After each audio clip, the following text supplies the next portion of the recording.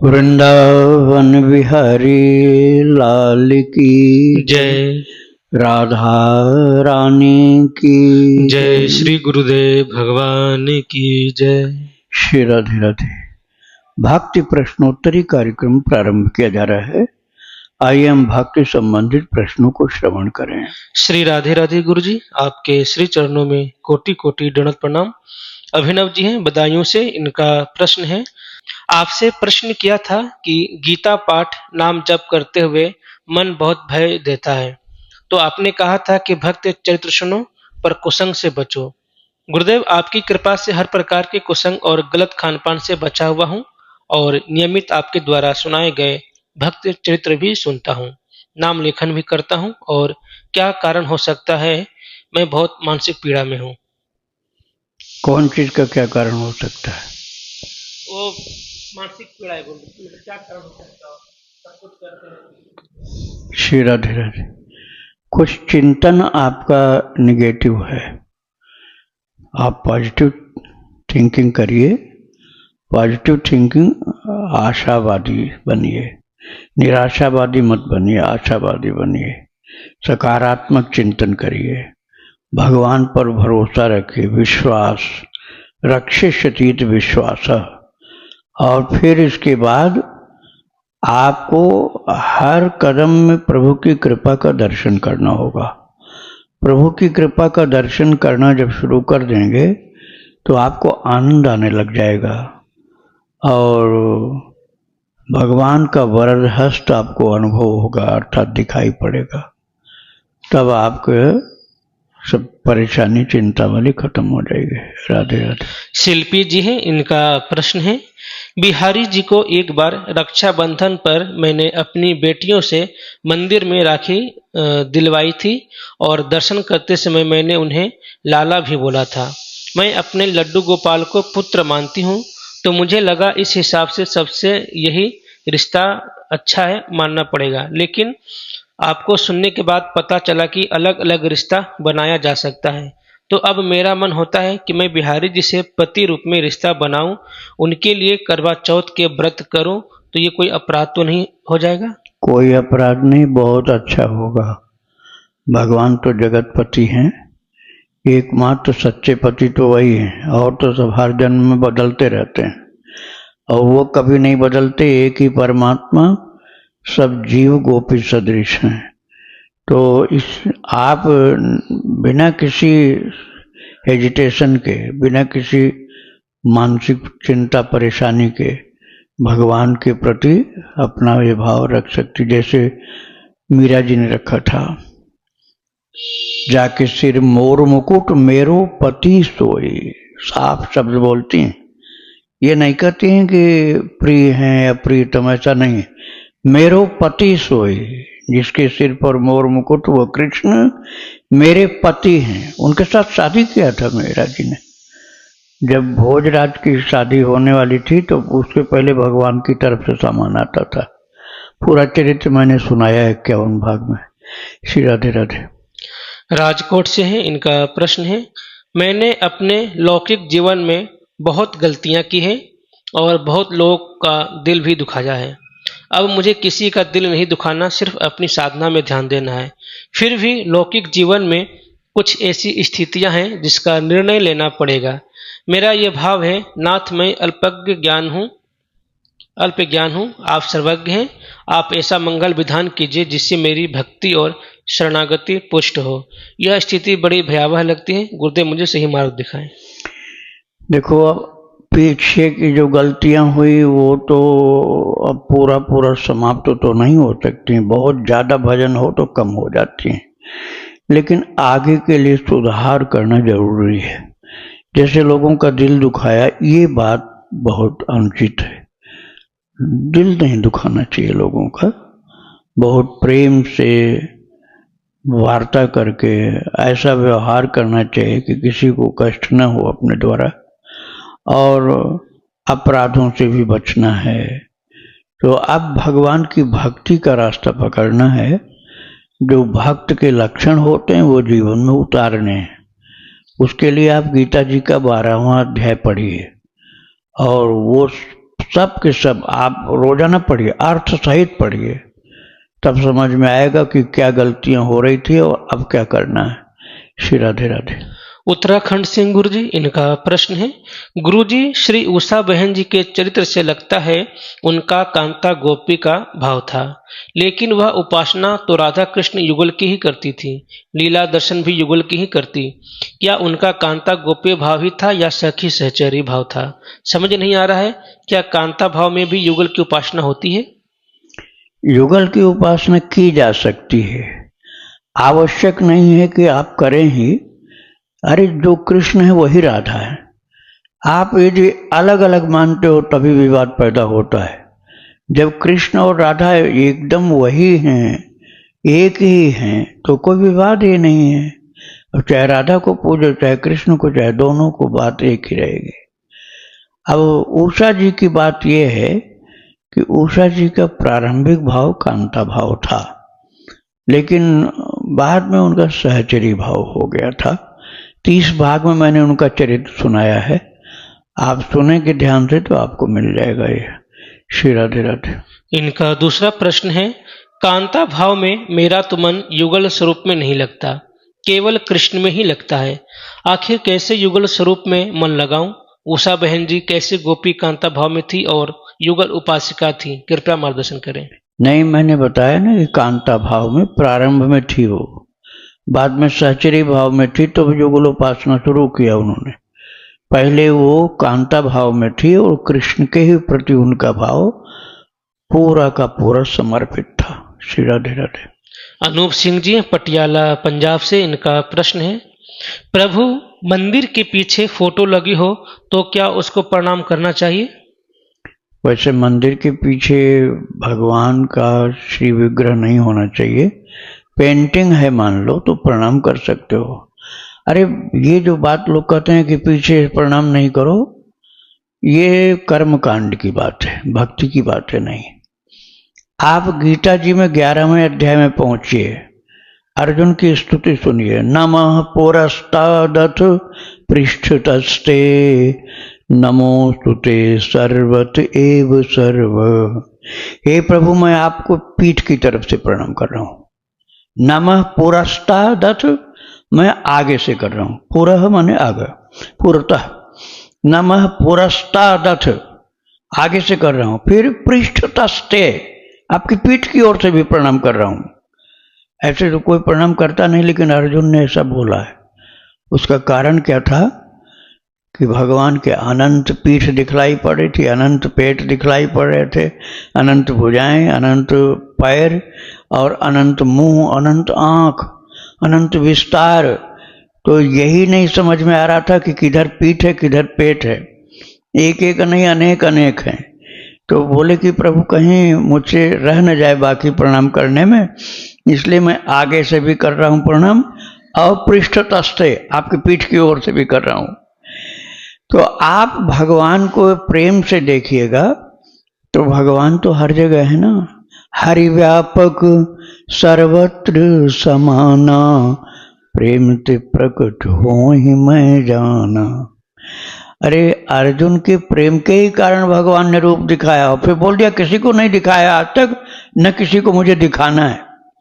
विराट रूप तो कई जगह दिखाया है, यहां तक कि दुर्योधन की सभा में भी भगवान ने दिखा दिया और सब घबरा कर आंख बंद कर लिए, देख नहीं पाए, जैसे आंखों में जोर से कोई रोशनी डाल दे ऐसा दिखा था उन लोगों को। थोड़ा थोड़ा विदुर जी को दिखलाई पड़ा था और कुछ उससे भी कम पितामह जी को, लेकिन इतनी ज्यादा रोशनी थी कि सबको चकाचौंध हो गया, आंखें बंद हो गई सबकी। अब वहां भी विराट रूप दिखाया, कौशल्या माता को दिखाया, यशोदा माता को दिखाया, अनेक जगह दिखाया, लेकिन जो अर्जुन को दिखाया वो नहीं। अर्जुन ने क्या देखा था? भगवान के मुंह में सब घुसे चले जा रहे हैं और सब खाए जा रहे हैं, ऐसे चरचरा करके खा रहे हैं। कोई मशीन क्या उतना आवाज करेगी जितनी जोर से हड्डियां टूट रही थीं। और भगवान के मुखार बिंद में बड़े बड़े पहलवान, बड़े बड़े वीर चबाए जा रहे थे और उनकी हड्डियों के टुकड़े जमीन पर गिर रहे थे, खून के फव्वारे छूट रहे थे। यहां तक कि अर्जुन घबरा गए वो दृश्य देखकर और प्रार्थना किया कि प्रभु आप सौम्य हो जाइए, अब मैं देख नहीं पा रहा हूं। ये विराट रूप किसी को नहीं दिखाया था और प्रभु से पूछना पड़ा अर्जुन को कि आपका ये रूप मैं समझ नहीं पा रहा हूं, बहुत भयंकर रूप है, कौन है आप? तो प्रभु ने कहा कालोस्मिरो कक्षय, कालोस्मिलो कक्षय कृत प्रवृद्धो, मैं इस समय सारे लोगों को ग्रस्त करने वाला काल हूं और कोई रीते भी त्वाम न भविष्यन्ति सर्वे एवं स्थिता प्रत्यनीकेषु योधा। ये जितनी प्रतिपक्ष के योद्धा हैं तू नहीं लड़ेगा तब भी नहीं बचने वाले, मैं सबको खा चुका हूं। अब इनको गिरता हुआ तुझके तेरे हाथ से दिखाना चाहता हूं कि तू गिरा रहा है, वास्तव में सब मारे जा चुके हैं। ये दृश्य किसी को भी विराट रूप नहीं दिखाया था भगवान ने, जो अर्जुन को दिखाया था। बाद में कह भी दिया कि मैंने किसी को नहीं दिखाया, न दिखाना है किसी को, ये तेरे ऊपर कृपा हो गई तो मैंने भविष्य वर्तमान भूत सब मिलाकर एक साथ दिखा दिया। श्री राधे राधे। इनका दूसरा प्रश्न है, जिस तुलसी माता की पूजा करते हैं उसकी पत्ती ग्रहण कर सकते हैं? हाँ, प्रसाद के रूप में ना, भगवान को पहले भोग लगाया जाएगा। ऐसा नहीं कि आप तोड़ तोड़ के खाते जाइए, पौधे से तोड़ तोड़ के खाएंगे ये गलत हो जाएगा। पौधे से आप पहले प्रार्थना करिए तुलसी माता से कि मैं भगवान की सेवा के लिए आपको ले चलना चाहता हूँ। केशवार्थम चिनोमि त्वाम वरदा भव शोभने, केशव की सेवा के लिए मैं ले रहा हूँ, हे शोभने आप वरदा भव, वरदात्री बन जाओ। तो भगवान को अर्पित किया गया श्रृंगार में या भोग में, अब बाद में जब उतारी गई तो प्रसादी हो गई, तो वो आप ले सकते हैं। ऐसे नहीं कि तोड़ तोड़ के आप खा लें पौधे से, वो गलत हो जाएगा। श्री राधे राधे। इनका अगला प्रश्न है, जो पूजा की पुरानी किताबें फट गई हैं उनका महाराज जी क्या करें? आपके पास नोट फटी हो तो क्या करते हो बताओ? ज्यादा कीमती नोट हो, 500 की नोट, फेंक दे आते हो कूड़ा में कहीं क्या? उनको तो कूड़ा में फेंकते नहीं, बड़ी हिफाजत से रखते हैं। इसका पैसा कम नहीं हो जाना चाहिए, पूरा पैसा मिलना चाहिए। क्योंकि उसको तो इतनी हिफाजत से रखते हो, किताब ही भार हो गई कि उनको फेंकने की तैयारी कर रहे हो। अरे जो किताब फट गई उनको और संभाल के उसको सही करो, इतना सही करो कि भगवान प्रसन्न हो जाए कि भगवान की वाणी है, उनकी लीला है, उनको हिफाजत से रख रहा है, तो प्रभु प्रसन्न होंगे। इसलिए उनकी हिफाजत करो, उनको सिर से लगाओ, प्रणाम करो और बहुत सुविधा के साथ सुरक्षित रख के उनको किसी अलमारी में, जमीन पर नहीं रख लो, कहीं ऊंचाई पर जहाँ बच्चों का हाथ न पड़े, ऐसी जगह रखे। राधे राधे। इनका अगला प्रश्न है, महाराज जी आप पूरी साल की एकादशी की तारीख अपने चैनल पर डाल दें, भक्तों को काफी मदद होगी। हम लोग नहीं जान पाते वास्तविक तिथि कौन सी है। हाँ ठीक है, ऐसा किया जा सकता है, लेकिन अधिकतर लोगों को पता रहता है, फिर भी आप डाल तो देंगे, फिर आप खोज नहीं पाओगे, कहोगे आपने भेजा नहीं। तो ये संभव है कि जल्दी आपको मिल जाएगा। श्री राधे राधे। इनका आखिरी प्रश्न है, महाराज जी आप वृंदावन में कौन सा मंदिर बता रहे थे जहां बाबा जी के साथ राम और कृष्ण बाल रूप में खेलते थे, जहां झुक कर प्रणाम नहीं करने देते थे? हाँ। अब वे बाबा जी है या नहीं? हाँ, वो कोकिल साईं का मंदिर है। कोकिल साईं का मंदिर है जिनका चरित्र 51 भाग में मैं सुना चुका हूँ। कोकिल साईं थे तो सिंध के रहने वाले, जो पाकिस्तान में है अब, लेकिन महान भक्त थे, अद्भुत भक्त थे और छिपे हुए भक्त थे। यहां तक कि उड़िया बाबा जैसे दिव्य शक्ति वाले महान अद्वैत वेदांत के उच्चतम ज्ञानी, ब्रह्मज्ञानी महापुरुष, उड़िया बाबा के चरित्र 53 भाग में मैंने सुनाया है। वो उस समय कहते थे कि वृंदावन के सब साधु मेरे बच्चे हैं। ये कहते थे उड़िया बाबा कि वृंदावन के सब साधु मेरे बच्चे हैं लेकिन कोकिल साईं हम सब में सबसे बड़े हैं, ऐसा कहते थे वो। जबकि कोकिल साईं सन्यासी वेश में नहीं रहते थे, कुर्ता पैजामा पहने रहते थे, तो सिंधी वाला वेश था उनका, किंतु भक्ति बहुत ऊंची थी। अब जो उनकी भक्ति थी वो तो मैं सुना चुका हूं 51 भाग में, लेकिन वो आज कोई कर नहीं सकता है। जहां उनको कोई तकलीफ हुई तुरंत माला जपना बंद कर देते थे। आप कहोगे ऐसा क्यों करते थे, ऐसे तो नहीं करना चाहिए। कहते थे नहीं, अब आप माला जपेंगे तो मुझे संभालने के लिए, मेरा दुख दूर करने के लिए भगवान को आना पड़ेगा। ये कष्ट हम भगवान को नहीं दे सकते। हमारा जो प्रारब्ध होगा हम उसको भोगेंगे, लेकिन हम भगवान को नहीं बुलाएंगे कि हमारे कष्ट में आकर के हिस्सा बटाओ।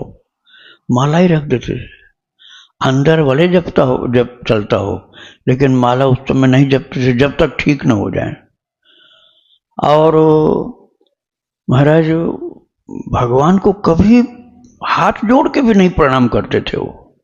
दंडवत तो बहुत दूर की बात है, दंडवत नहीं करते थे, पंचांग प्रणाम नहीं करते थे, हाथ जोड़ के सिर भी नहीं झुकाते थे।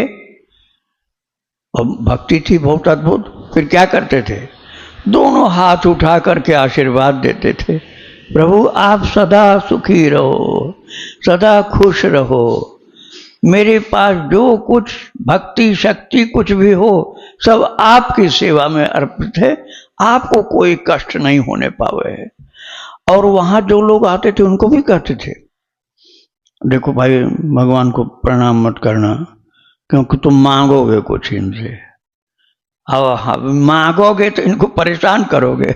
अब तुम्हारे भाग्य में वो चीज होगी कि पता नहीं होगी, अब नहीं होगी फिर भी मांग रहे हो तो तुम संकोच में डालोगे, इसलिए प्रणाम मत करो। तो बोले बाबा हम फिर क्या करें? बोले कुछ भजन करते हो तो आशीर्वाद दे के जाओ इनको। ये ऐसी भक्ति थी अटपटी, लेकिन बहुत ऊंचा भाव था उनका।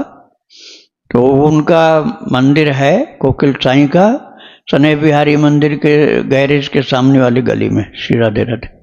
विशाल निमावत जी हैं भीलवाड़ा राजस्थान से। इनका प्रश्न है, गुरुदेव भक्तमाल में कहा गया है भक्त भक्ति भगवंत गुरु चतुर नाम बपु एक।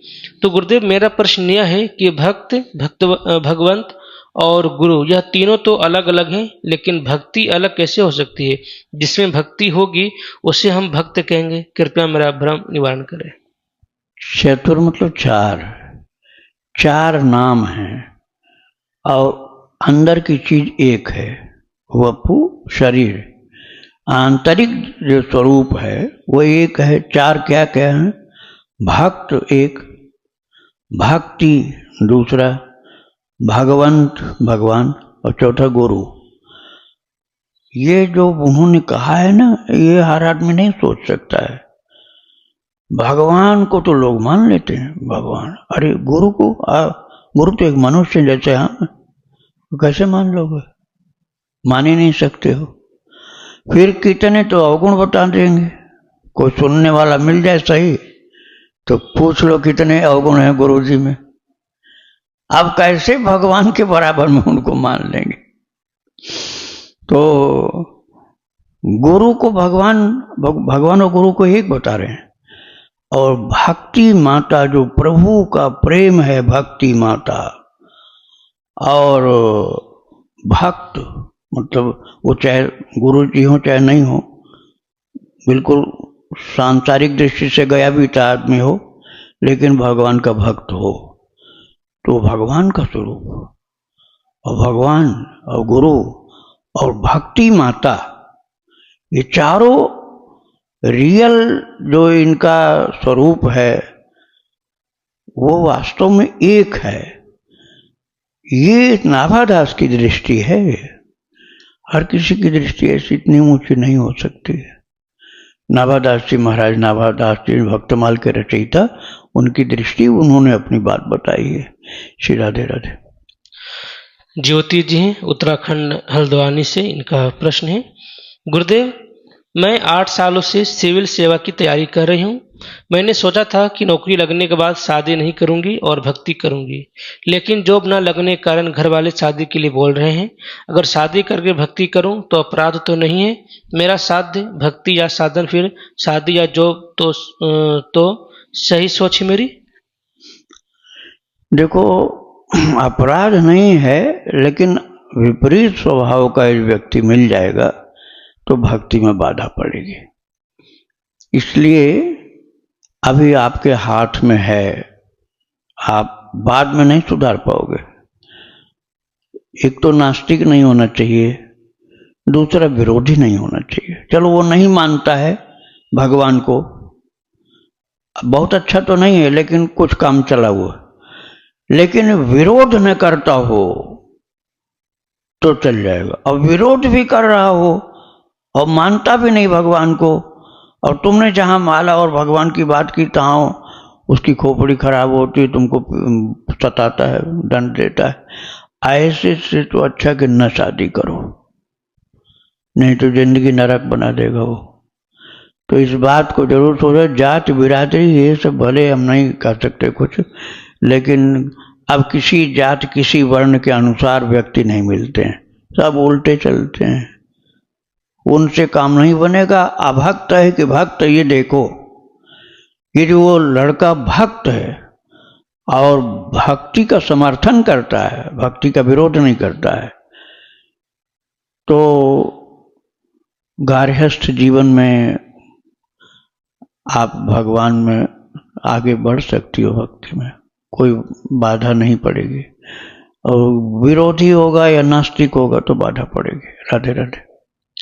इनका दूसरा प्रश्न है, मैंने जॉब के लिए बहुत मेहनत भी करी थी, लेकिन पीसीएस का प्री का मुझे यकीन था कि निकल जाएगा, और मैंने लड्डू गोपाल के सामने पर्ची भी बनाई थी कि आगे प्री के बाद वाली तैयारी करूं या नहीं। तो पर्ची में करो तैयारी आया, मैंने तैयारी शुरू कर दी। 3 महीने बाद रिजल्ट नकारात्मक आया। उसके बाद से मन बहुत विचलित है कि मेरा भरोसा भगवान पे था, उन्होंने ऐसा क्यों किया? या ऐसा हो सकता है कि कोई बड़ा प्रारब्ध उन्होंने ऐसे करके निकाल दिया हो? हाँ, आप यही मानिए कि कोई प्रारब्ध कुछ गड़बड़ था, तो ठाकुर जी ने बचाया उस संकट से आपको। भगवान पर भरोसा था ऐसा कहना ठीक नहीं। था का मतलब वो अब नहीं है, था मतलब भूतकाल में था, वर्तमान में नहीं है। तो ये भक्ति का स्वरूप सही नहीं है। भगवान में भरोसा हमेशा है, था और रहेगा भी। ये भक्त का स्वरूप होता है। जो भी परिस्थिति आती है उस परिस्थिति में उनकी कृपा को मानो, तब आपका भरोसा है। और आपके मन के अनुकूल कुछ नहीं हुआ, बस भगवान का दोष देना शुरू कर दिया, तो भक्ति मार्ग नहीं आपका सही है। श्री राधे राधे। स्नेहा जी हैं, इनका प्रश्न है, प्रभु का चिंतन करते समय बहुत विक्षेप आता है, बहुत समय से प्रयास कर रहे हैं लेकिन मन एकाग्र नहीं होता। मन को एकाग्र स्थिर शांत करने के कुछ उपाय बताएं तो प्रभु का गाढ़ चिंतन हो पाए। हाँ, उसके लिए आपको भक्त चरितावली सुननी होगी। यूट्यूब में भक्ति आश्रम चैनल निकालिए, और भक्ति आश्रम चैनल जो है यूट्यूब में, उसमें भक्तों की जो वीडियोज निकालिए। आप यूट्यूब में भक्ति आश्रम पर वीडियोज निकालिए, उसमें पॉपुलर पर जाइए, और पॉपुलर जो हैं वो बड़े बड़े महान भक्तों के चरित्र हैं। उसमें आपको बहुत आनंद आएगा सुनने में, और जो उसमें भगवान की कृपा की और लीला की बातें आपको सुनाई जाएंगी, सुनने को जो मिलेगा, अकेले में बैठो या रात को सोते समय या जब मौका आपको लग जाए, तो उसी को याद करो। यही अच्छा चिंतन है। राधे राधे। श्वेता जी हैं, गुड़गांव से, इनका प्रश्न है, क्या स्त्री अपवित्र अर्थात मासिक धर्म के दिनों में ठाकुर जी और तुलसी महारानी को दीपदान कर सकती हैं दूर से? देखो, तुलसी माता को स्पर्श करना वर्जित है। दूर से प्रणाम करने में कोई दोष नहीं है, दूर से आरती करने में कोई दोष नहीं है, बिल्कुल पास से नहीं करना चाहिए, दूर से कर लो। गले वाली तुलसी की कंठी नहीं उतारी जाएगी, जपने वाली माला नहीं हटाई जाएगी। केवल तुलसी का पौधा जो है उसको स्पर्श नहीं करना चाहिए, परिक्रमा भी नहीं करनी चाहिए, क्योंकि परिक्रमा करने में आप बिल्कुल पास से घूमोगे, फिर आपका कपड़ा छू जाएगा पौधे को, वो ठीक नहीं होगा। आप दूर से प्रणाम करो, कम से कम 8 फीट दूरी से, और वहीं से आरती कर लो, कोई दोष नहीं लगेगा। अब आप जाकर के फिर कहोगे मिट्टी में उठाएंगे, चंदन लगाएं, वो गलत हो जाएगा। श्री राधे राधे। इनका दूसरा प्रश्न है, क्या हम एकादशी पर तुलसी जी का चयन कर सकते हैं? क्योंकि हमने कुछ संतों के श्रीमुख से सुना है कि नहीं करना चाहिए, क्योंकि तुलसी महारानी भी हमारे जैसी एकादशी के दिन व्रत रखती हैं और जल भी नहीं चढ़ाना चाहिए। और कुछ कथावाचक कहते हैं ठाकुर जी के लिए कर सकते हैं। ऐसे में दुविधा के रहते चयन और जल चढ़ाना कुछ भी नहीं कर रही हूँ एकादशी पर, कृपया मार्गदर्शन करें। द्वादशी संयुक्त एकादशी को निषेध है, दशमी संयुक्त को निषेध नहीं है। अब आप ये समझ लीजिए कि आप बच जाएं तो और अच्छा है, क्योंकि आपको द्वादशी और दशमी का पता नहीं चलेगा तो फिर गलत हो जाएगा।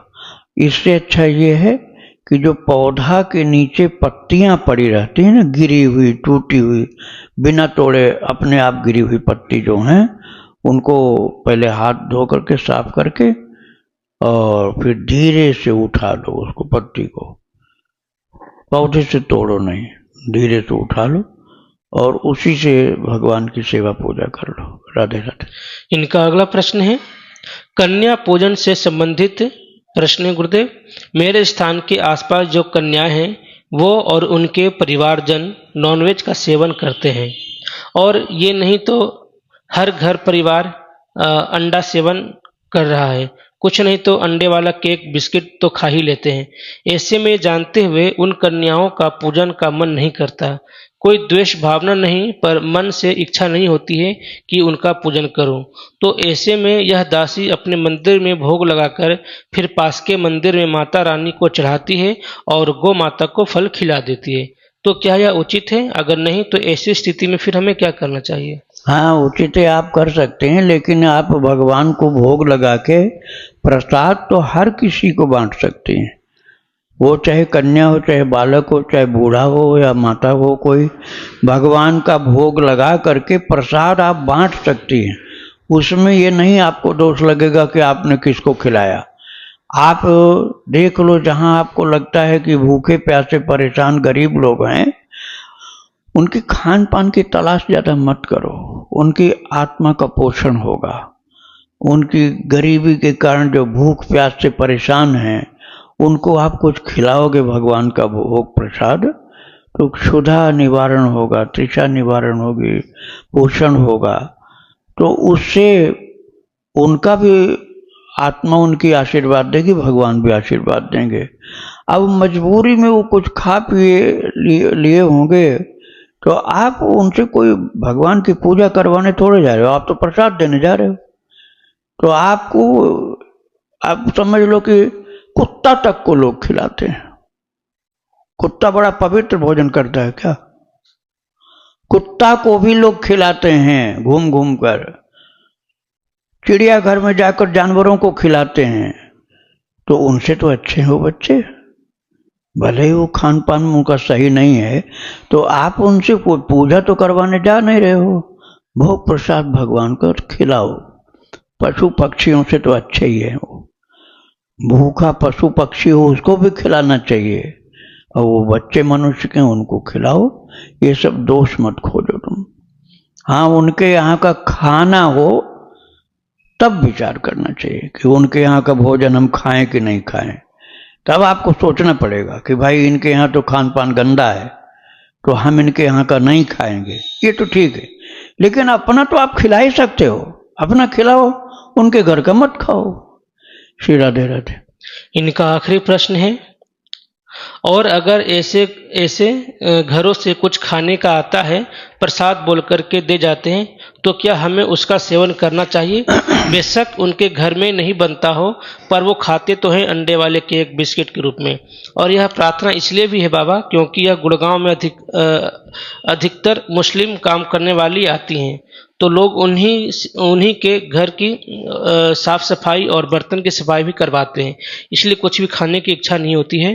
तो ऐसे में हमें भोजन का क्या करना चाहिए जो उनके यहाँ से प्रसाद के नाम पे आता है? हाँ, उसको ये किया करो कि आप माथे से लगाओ, सिर झुका करके उस प्रसाद को प्रणाम करो, और गंदी जगह फेंकना नहीं, उसको फिर गरीब लोगों को खिला दो या पशु पक्षी को खिला दो, गरीब लोगों को खिला दो, लेकिन आप अनादर नहीं करके सिर झुका करके प्रणाम जरूर करना, नहीं तो दोष लगेगा। श्री राधे राधे।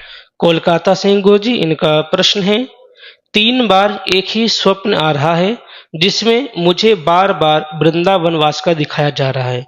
कल भी रात में 4 बजे के करीब स्वप्न में देखा कि प्रेमानंद जी महाराज जी ने मुझे स्वप्न में कहा है कि मुझे अब वृंदावन में वास मिलेगा, मैं रहने योग्य हूँ, और श्री जी की श्रृंगार सेवा भी दे दी है उन्होंने स्वप्न में। अब मुझे समझ नहीं आ रहा है कि क्या करूं आगे। कभी गिरिराज जी में घर दिखता है तो कई बरसाने का वास का स्वप्न आता है। अब मुझे आगे का रास्ता दिखाए, मैं क्या करूं? मैं अधम कुछ नहीं जानती, राधा रानी को बहू मानती हूँ, उसी तरह सेवा करती हूँ, मुझे रास्ता दिखाए। बहुत अच्छा स्वप्न आ रहा आपको, बहुत बढ़िया। आप ऐसा करो, भक्तों का चरित्र खूब सुनो और अपने घर में रहते हुए मानसिक धामवास पहले शुरू करो। बरसाना में, गोवर्धन में और श्री वृंदावन धाम में। आप जब बिस्तर पर लेटो अपने घर में, तो ये ध्यान करो कि मैं श्री वृंदावन धाम की परिक्रमा में, निधिवन में, सेवा कुंज में लेटी हूँ, दंडोत करते करते सो जाओ। कभी ऐसे गोवर्धन परिक्रमा में, कभी बरसाना में, तो आपका मानसिक धामवास हो गया शुरू। अब इसके बाद जब आपको अनुकूलता मिले, आपका बजट अलाउ करे, कोई बाधा नहीं हो, तो आप दर्शन करने आओ। जितना दिन रुक सकते हो उतने दिन रुको आप, और यहाँ कुछ सेवा करो। जैसे परिक्रमा में आप चिड़ियों को दाना खिलाओ, गरीबों को, बच्चों को, साधु संतों को, भिखारियों को भोजन कराओ। जो आप करा सकते हो उतना भोजन कराओ। और बंदर के लिए भी जो कुछ भुना चना है या और कोई चीज़ आप जो डालना चाहो खिलाओ। यहाँ के धाम के जीव जंतुओं, मनुष्यों, साधकों, संतों की सेवा करो और प्रणाम करो। यहाँ की गड़बड़ी मत खोजना शुरू कर देना, बस यही भूल बहुत बड़ी हो जाती है। अरे इससे अच्छा तो हमारा शहर था, शहर वाला बहुत गुण आपको दिखेगा, अब वृंदावन का अवगुण खोजना शुरू कर दोगे, ये पाप हो जाएगा। तो यहाँ आकर के ये देखो कि संत कितने महान हैं, वो तो तुमको मिल नहीं रहे, उन्हीं के लिए आए हो, और गड़बड़ लोग तुमको मिल रहे हैं, ये गलत है। यहाँ का दोष मत खोजो। मानसिक धामवास के बाद यहाँ प्रत्यक्ष धामवास करो, तो यह सावधानी रखनी पड़ेगी कि आप किसी एक की गड़बड़ी देखकर संपूर्ण वृंदावन को बदनाम मत करो। वृंदावन के कितने रहस्य हैं, कितने भक्त हैं, कितने महापुरुष हैं, संत हैं, प्रेमी हैं, महान जप करने वाले, ध्यान पूजा करने वाले, भक्ति करने वाले, वो आपको बताने थोड़े आएंगे। वो अपनी कुटिया में कर रहे हैं, भजन कर रहे हैं, आप तो बाहर बाहर निकलते चले जा रहे हो, आपको क्या मालूम। आप बहुत दिन यहाँ रहो तब थोड़ा थोड़ा पता लगा पाओगे। तो यहाँ के जो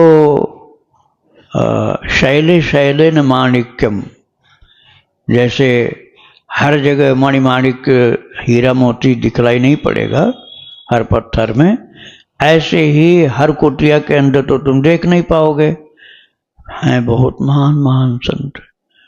अब मैं माइक पर तो बता ही नहीं सकता हूँ, आप कभी आएंगे तो मैं बता दूंगा कौन कौन संत भक्त हैं, यहाँ दर्शन करो। अब सबका तो मैं भी नहीं जानता हूँ पता, लेकिन कुछ का जानता हूँ, बता दूंगा। तो ऐसे खोजने से बहुत से भक्त संत महापुरुष मिलते हैं। वो धाम में हर जगह हैं, चाहे अयोध्या जी जाओ, चित्रकूट जाओ, वृंदावन, गोवर्धन, बरसाना, नंदगांव, हर जगह है। तो धाम की पवित्रता अनंत है, आज तुम एक संत की खोज कर रहे हो, यहाँ लाखों संत पहले भजन कर चुके हैं और उनकी जो हड्डियां जमीन में गड़ी हैं या समाधियां बनी हुई हैं या जमुना मैया के अंदर हैं, उनकी हड्डियों से भी भगवान नाम उच्चरित होता है, भजन होता है। और वो जहां जहां समाधियां बनी हैं, हर समाधि के अंदर तेज होता है, शक्ति होती है। तो पूरा वृंदावन क्या, पूरा ब्रजमंडल अनंत संतों की ऐसी समाधियों से भरपूर है, तो उनकी सबकी शक्ति है। तो धाम को महान शक्तिधर समझो। राधे राधे। दीपा जी हैं प्रयागराज से। बाबा जी, मेरी उम्र अभी सिर्फ 12 वर्ष की है। मैं कक्षा 6th में हूँ और मैं बचपन से ही माता पिता के साथ मंदिर जाया करती थी और सत्संग सुना करती थी। मेरा ठाकुर जी के प्रति कभी भगवान या पिता या गुरु या भाई जैसा संबंध नहीं रहा। मैं उनको बचपन से ही दोस्त मानती थी और फ्रेंड की तरह ही व्यवहार करती थी। मुझे ज़्यादा कुछ पता नहीं था, पूजा विधि वगैरह कुछ भी। लेकिन मेरे माता पिता जी सत्संग सुनते हैं, आपका भक्त चरतावली और प्रश्नोत्तरी भी। मेरे पास अपना मोबाइल नहीं है, जब भी माता पिता सुनते हैं उनके साथ ही बैठ करके सुनती हूँ कभी कभार, क्योंकि स्कूल का टाइमिंग और माता पिता जब सुनते टाइमिंग बिल्कुल अलग है। तो पहले मुझे कुछ पता नहीं था, लेकिन जैसे जैसे आपके प्रश्नोत्तरी जब कभी सुनने में आया है कि मेरा जो भाव है दोस्त का, वह गोपी या कांता भाव है। तो अब मैं ठाकुर जी को उसी भाव से प्रेम करती हूँ। और पता नहीं मुझे कहना चाहिए नहीं, लेकिन अब मैं शादी की इच्छुक नहीं, मुझे शादी नहीं करना है। मैं ठाकुर जी को अपना पति मानने लगी हूँ और उन्हीं के साथ विवाह करना है। महाराज जी, मैं गीत गोविंद के बारे में जानना चाहती हूँ। मैं कई बार आपके प्रश्नोत्तरी के कार्यक्रम में सुनी हूँ कि कांता भाव वाले को, गोपी भाव वाले को गीत गोविंद पढ़ना चाहिए। तो महाराज जी, गीत गोविंद का थोड़ा बताएं। और कई बार मैंने श्रृंगार रस और प्रेम रस के बारे में सुना है। तो मैं माला जप नहीं करती हूँ, ध्यान ही करती हूँ, क्योंकि मेरे माता पिता भी ध्यान ही करते हैं, गायत्री परिवार से जुड़े हुए हैं। तो मैं ध्यान में क्या प्रभु के कांता भाव से माधुर्य रस या प्रेम रस या श्रृंगार रस की लीला का चिंतन कर सकते हो? कोई अपराध तो नहीं लगेगा, क्योंकि मेरी उम्र अभी बहुत छोटी है। बेटा, कोई अपराध नहीं लगेगा तुझको।